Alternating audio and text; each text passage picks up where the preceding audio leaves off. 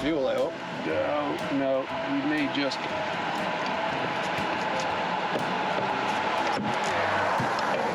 Oh, you want to signal that guy behind us? We may have to push the car.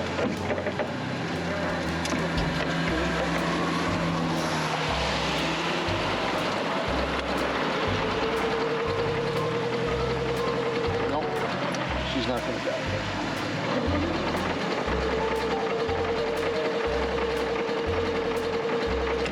Is that a fuel issue, or? It's that magneto overheated. Oh, right, you were saying. So probably we push it over there. I will. We'll just have to get the gang to help, and sorry about that. No worries. But that's the issues of the cars. All right. You might be able to push it. You ready? Yep. All right. Brake off. Here we go.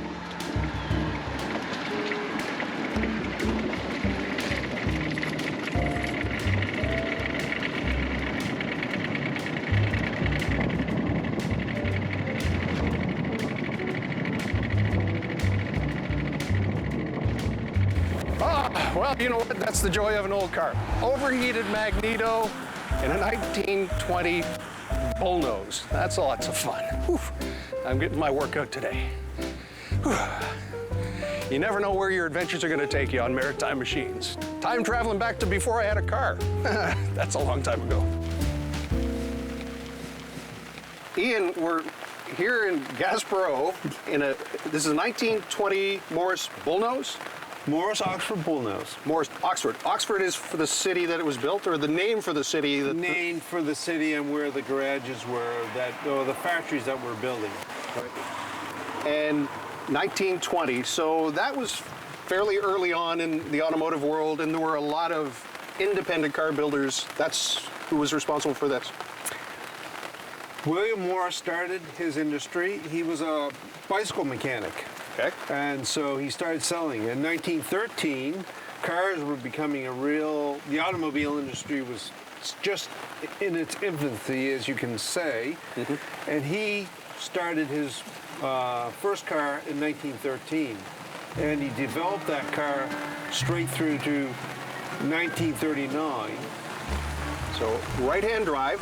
Right-hand drive. Because it was built in England, and that's pretty much, for the Commonwealth, many of the countries were riding or driving on the right-hand side. Absolutely. And even, in fact, in Nova Scotia, up until 1922, right-hand drive for horses and for cars. Yes. But the big influence, of course, was the United States of America. Ah, yes. And Mr. Ford. And they were all the opposite drive. Left-hand drive. Now, that said, the transition, clearly if you bought your first car and this was what you bought, you would just learn to drive this. Absolutely. This is a little different in that the gear shift is operated by your left hand, and the pedal configuration is completely different from what I would say is what most North Americans would think of. It's hard enough to find people who can drive a standard transmission now. That's pretty much theft-proof, I'm thinking. Brake is on your right. Okay. Accelerator is in the middle. Clutch is operated with your left leg. So is that something unique to this design, or were many of the British-made cars that way? British cars were that way. Right. So this car was what they call a knockdown kit. The car was basically, as it is, was put in a crate. Everything was shipped, and wheels were taken off. It was crated up, and this car was sent to and sold in New Zealand. Okay. So half of its life, it spent driving in New Zealand. Okay, so from New Zealand, it was then taken back to the United Kingdom, or back to the United Kingdom, to an auction house in Scotland. Okay. And then a gentleman from Mr. Grant Slim, he bought it in Scotland, and he drove it in Scotland and the area, and then he moved here to Annapolis Royal in Nova Scotia. Okay. And that's where I discovered the car there. Grant and I became friends and are still friends today. Right. And he was very graciously offered us the car, and in which we purchased. Right.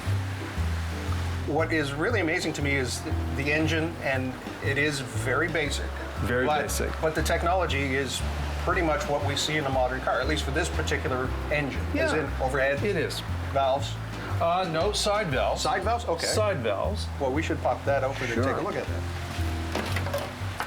Now, of course, you have to understand, the war had just finished. So he originally got this engine, the design of this engine was from Detroit.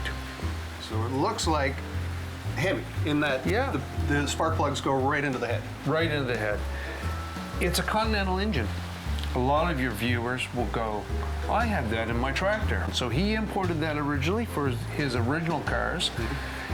After the war, like any country, they said, you know, we want to get England started again because now the war years are over, we want the economy to come up.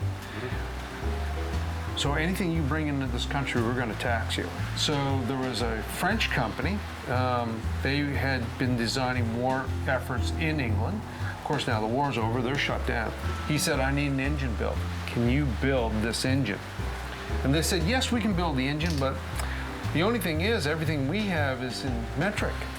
That when they built the engine, that they have the fasteners, or at least the nuts and the bolts, are all have to be British standard wrenches, because he didn't want to inflict any more pain on the British citizens to buy new wrenches to fix their cars. And they had to do some fancy figuring to get this to underneath that tax line of 11.9 horsepower, so they wouldn't be overtaxed. We are traveling back in time to 1920, and we're in the beautiful Annapolis Valley in a 1920, and I can never get this right. Morris Oxford Bullnose. A Morris Oxford Bullnose, and we're having lots of fun. Let's see if it'll go so we can keep on our journey here today.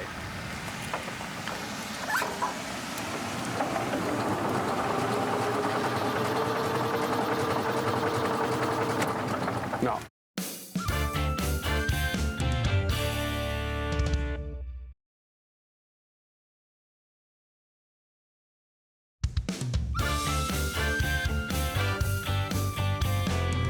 We're here in the Annapolis Valley. It's a bit of a rainy day, and we're trying to work through a few gremlins here, and hopefully I don't have to push this all the way back to Ian's house here on MariTIME Machines.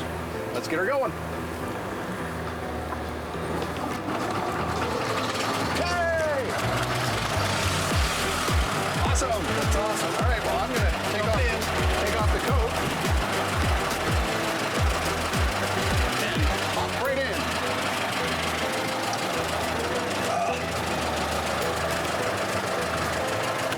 It's a lot more comfortable than I was expecting. Ready? Yeah.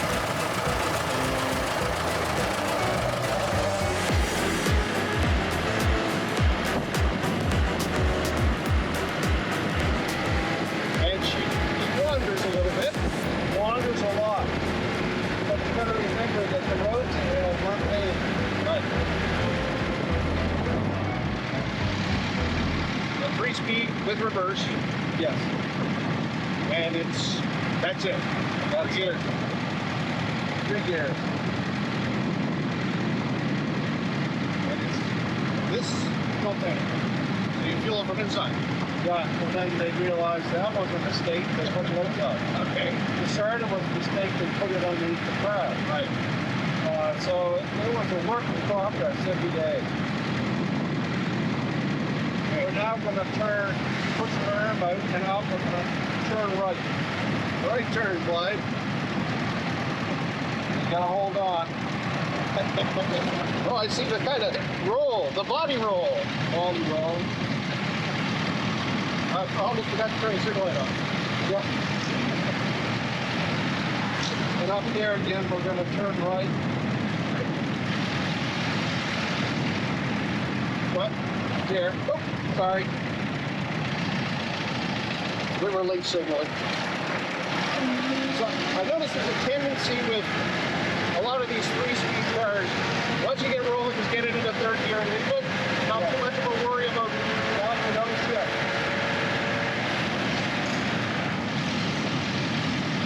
Must be very tiny gears in there by the sound of your hands.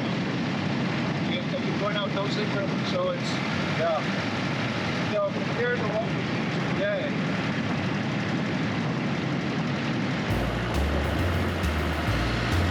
I guess in some ways, with a modern vehicle, the range is dictated by the size of the fuel and the efficiency of the engine. Yeah.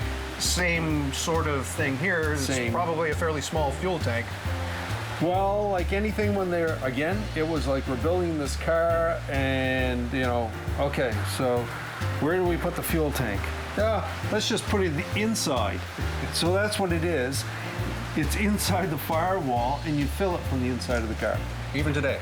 Even today, it's still there. Again, eventually they moved. You can see pictures, but later models here, Bentley put theirs back in the trunk area. Right. So that's where theirs is back that way. Do you mean the boot? The boot. The boot. Sorry, the boot. Sorry about that. Yeah. This car was registered, it was acknowledged through Car Club. This car is authentic. Yes. Yes. What can you tell me about that? Well, all cars, even back when they originally building cars, they all had serial numbers and serial number plates. And also the registration for England, as you may or may not know, but there's a registration plate stays with the car, as I understand it. And so through all of that, we were able to go back to the club and register it with them, and they have the records for this particular car. So the engine and this car, the frame, all match. So it's a matching. It's not. It's a numbers matching car. Yeah, it's a numbers matching car. Okay, and that's And for they collectors. have the history of that. That's important. Now, what kind of record exists from the manufacturer from that time? Is there anything left from that company? There are documents from that company, so it shows the research shows that it was where it was built, when it was actually built, which I have at home, and then it was shipped to New Zealand. Right. It sort of loses a little bit when it goes to New Zealand because they weren't too worried. It was like it's now up to the dealership to record that kind of information. So you don't know if this was, part of an estate, a collector had it. It's hard to tell what happened over those 40-some years. Correct. Right. The only last owner we have letters from him is Mr. John Irving of New Zealand. Okay. He bought it, and he then did a bit of a restoration to it, and to what you see today. So he painted it. They did work to the engine, so forth and so on, and then he drove it to the point where he couldn't drive it anymore and decided to ship it back to England. The mechanical aspect of the distributor, for example. I know there's a switch on the steering column that allows you to advance the timing. Yeah. But it looks like a telephone wire in some ways, the way that the terminals are ended here. So that is the distributor cap. That is the distributor cap, and it's hooked to a magneto. Okay. So really, the only reason we need a battery in this car is for the electric start, which is a combination electric starter and a generator. So once it's got the car started, it turns over to a generator. Right. Again, a generator, as you know from your experience, the faster you go, the more you generate. And then when you slow down, you lose voltage. But it's a magneto. As long as the car is able to, conditions are right and you have fuel and everything, it'll continue to run. Like planes, like most cars, they had a magneto. Now looking at the side of the engine, and this Zenith, it's marked Zenith. Is that the carburetor? That's the carburetor. And it's a closed system. Yes. Where's it drawing its air from? Right from in here, no filter. So it's a diaphragm or something in there that's... No, it's all it is they use a set of series of jets. So the higher the jet goes, the more fuel goes in. It mixes with the air, and then that's how you get your speed. Now, without a filter, what is the concern on a rainy day or on a dusty road? There's no oil filtration of any kind for that either? No filters. No oil filter? No filters. No oil filter. No air filter. And so that's where the repair business came in. When it would have been for sale, when it was new, would have been about Between 200 and 400 pounds. depending on Yeah. options and Option. accessories. Can you imagine a working family with a family to own one of these cars?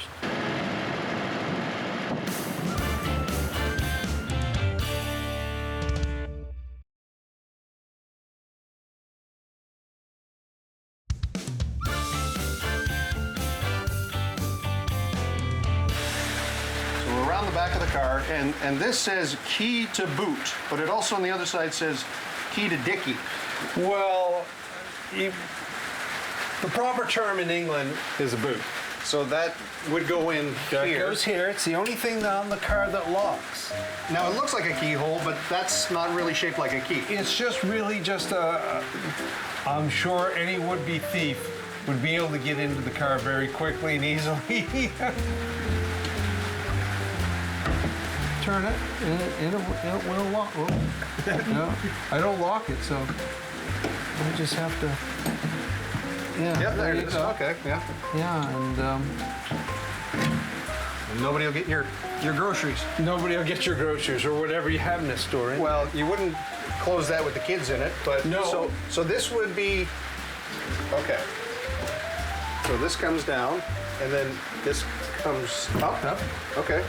Is it lock in place, or No, is it just no. sits there? Oh no, everything was very safe back then. We didn't need seat belts and No. airbags. No.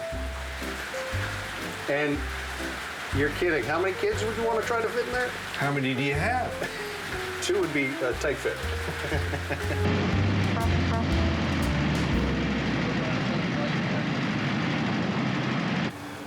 Just to get here, you have to check the air pressure today, check the oil, fuel it up because the gas tanks weren't that much. You have to. We have a wooden dipstick. That's the fuel gauge. And you open the cap. Open the cap. Yes, we have enough fuel to go for a drive. And I'll be honest, ran out of fuel one day. Oh no. Oh yes. Thought we had enough and we ran out. And I'm guessing the can on the side is more show than go right now. Now today it's more, yeah. So cars have evolved a lot, but these cars are quite a challenge to drive. You have to be thinking all the time. How far to stop? Is somebody going to pull out in front of me? You have to think, oh, I'm going to make this turn. It's not just simply going up and making the turn. It's slowing down, shifting, letting people know behind you where you're going to turn, then trying to slow. There's no suspension except for the spring leaf. Right. And it rolls. It rolls. Yeah. So you have to take the turns at a reasonable speed. So where did this affinity for British-made vehicles come from? My neighborhood in the whole bay. We have to have a British Leyland dealer / Volvo, okay? And so they hired me, and I worked there. That's where I fell in love, I guess, with British cars. You know, they gave me the opportunity, and I said, well, I'm going to take it and learn everything I could about them, and I did. We had talked a little bit about the name, where it came from, Oxford, not in Nova Scotia, but Oxford in England. In England, and the bullnose part. People might wonder where that came from. Again, it's one of those things, like things develop. It's like legends develop. So the legend of this is that they built that was the radiator. It's a rounded nose radiator. It was common, especially common in this car. And it was a symbol for one of the towns. And so they had the symbol on the front there. And so somebody simply named it the Oxford Bullnose. And it stuck. And it stuck. So you push the bar in. And now, keep that thumb away, because if it kicks back, you can break the thumb. Right. That was the worst of it, so make sure.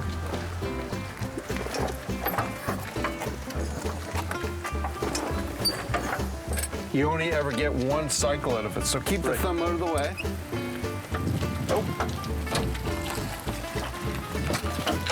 I see. Yeah, that is kind of a art to it, isn't it?